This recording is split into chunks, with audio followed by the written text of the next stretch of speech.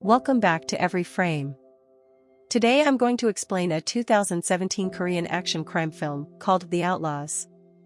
This film tells the true story of the 2004 Hyuksapa incident in Garabong, Seoul. Spoilers ahead, watch out and take care.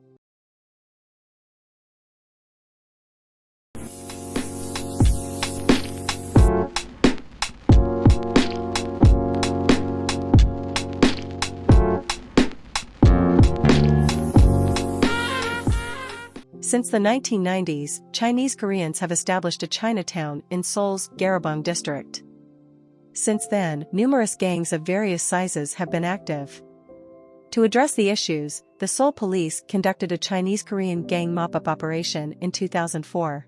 Suk-do is a dreaded cop even among gangsters.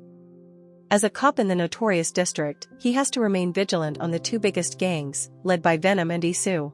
Regardless of their size, the two gangs are worried of Suk-do and chose not to engage in gang war, often choose to concentrate on their businesses. 3 Chinese loan sharks arrive in the district one day to collect 30 million earned as debt from Venom's underling. Their cruel debt collection methods reach Venom, who confronts them personally. Despite his display of power, the Chinese are unconcerned. They stab him over and over again until he dies. Whereas, Suk-do is assigned to a crime scene in a nightclub, where the Chinese have cut off the manager's arm with an axe. The Chinese are on Suk watch list dues as a result of the case. The Chinese, while on the other side, are looking for a way to make money by taking over the district and extorting the people. Because they are new to the area, they ask Venom's underling to assist them in launching the plan. Suk-do eventually learns of Venom's death from his 2 informants. Suk-do's workload was growing by the day as the Chinese continued to commit crimes. This time, a victim was discovered dismembered, with body parts stored in various bags. Meanwhile, the Chinese carry out their plan. They begin by capturing Isu and chasing his gang away. Then they begin to collect illegal fees from local businesses. Despite their success thanks to Venom's underling, the Chinese leader still forces and exploits his wife. After some time, Suk-do and his colleagues finally meet the Chinese. They come up with a plan to apprehend them and start preparing themselves. The Chinese, on the other hand, suspect them because the police officers keep staring at them. As a result, a fight breaks out in the room. The Chinese take advantage of the uproar and successfully flee. Meanwhile, Huang, the owner of the karaoke bar mentioned earlier, captures Venom's underling who assists the Chinese. Huang tortures him in order to obtain information about the Chinese and plan his retaliation. Since being tortured several times, the underling gives in and agrees to aid Huang in his mission to destroy the Chinese. Isu's gang attacks the 2 Chinese gang members at one point. As a result, a brawl breaks out between the 2 gangs. Suk-do, on the other hand, arrives and breaks up the fight. Suk-do expels the gang, Su's leaving only the police officers and the Chinese, and the second fight arises.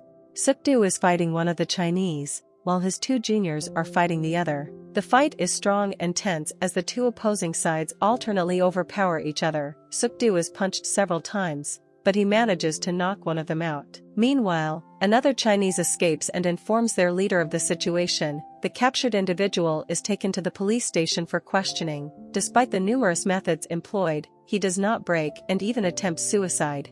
Isu, on the other hand, is celebrating his mother's birthday. Unexpectedly, the Chinese arrive and strike the area. In the midst of the fog, another fight breaks out between the 2 gangs. Unfortunately, Isu is killed that day by the Chinese leader. The 3 Chinese gang members have been identified by police after some investigation. They have been known as the Black Dragon Gang, and they are on China's most wanted list. Jang-chun leads the gang, Sung-rak is the captured member, and Yong-tae is the other. The Black Dragon Gang, on the other hand, is hired by a businessman to eliminate the Huang gang who has been loitering in their properties. If they successfully expel Huang's men, they will be rewarded with 1 million won. Huang's underlings, on the other hand, attack the location with the help of their new allies' information. Furthermore, he poses as Jang underling Chen's and flees with them in a car to catch them off guard. However, he is outmatched and killed when attempting to do so. Suk-do, who has grown increasingly concerned about his jurisdiction, gathers the people to work together. They have been asked to assist the police in locating the Black Dragon Gang, which already has 30 members. Following the meeting, the police receive a large amount of footage and reports pertaining to the Chinese gang's extortion. A pattern will be identified in the data and used to devise a strategy for capturing them. Furthermore, the video will be used as evidence in their case. Meanwhile, Sung-rak, a captured Black Dragon gang member, is apprehended by Chinese police and taken to China to stand trial. Sung-rak realizes on the way that the two police officers are corrupt. They want to distribute their drugs in Korea, but are having difficulty due to limited access. Sung-rak takes advantage of the situation and offers them cooperation with the Black Dragon gang. Sung-rak persuades them, and he is released in exchange for his cooperation. The two Chinese cops are actually Suk-doo's informants, whom he hired to dupe and trap Sung-rak and his gang. The fateful night arrives after some planning. The Black Dragon will meet with the two informants in a karaoke bar to discuss their drug distribution. At that time, the police have surrounded the area in order to arrest them. When the Black Dragon enters the room, the cops join in, and another fight arises. Suk-doo successfully captures Sung-rak, but notices that Jang-chun is missing. Jang-chun and the rest of the gang are apparently going to Hwang's nightclub. He is trying to follow Hwang in order to complete his mission. Hwang flees as his men fall one by one. Jang-chun, on the other hand, manages to catch up to him and stabs him in the back. Regardless of the pressure, Hwang is saved by officers on the scene.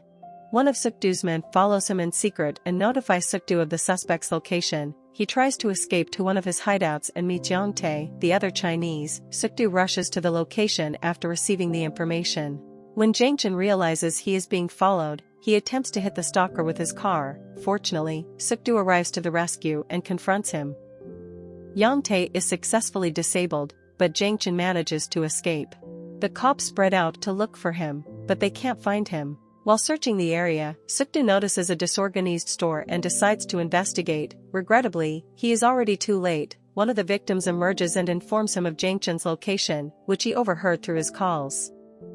Meanwhile, the businessman meets Jang-chun and gives him a reward for eliminating Hwang. Then he rushes to the airport to escape Suk-doo and fly to China. He goes to the restroom before leaving to wash the blood from his body. Suk-doo had been waiting for him there, unknown to him. Suk-doo had learned Jang-chun's location from Hwang, who had immediately arrested the businessman's underling. Finally, a pivotal battle begins. The fight is aggressive and tense as they take turns taking control of the situation. Suk-doo repeatedly throws Jang-chun, but he keeps getting up. Suk-doo eventually breaks Jang-chun's hand, rendering him helpless as he writhes in unbearable pain. In the end, the Korean police successfully capture all 30 Black Dragon members.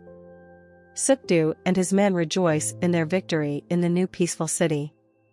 There ends the movie.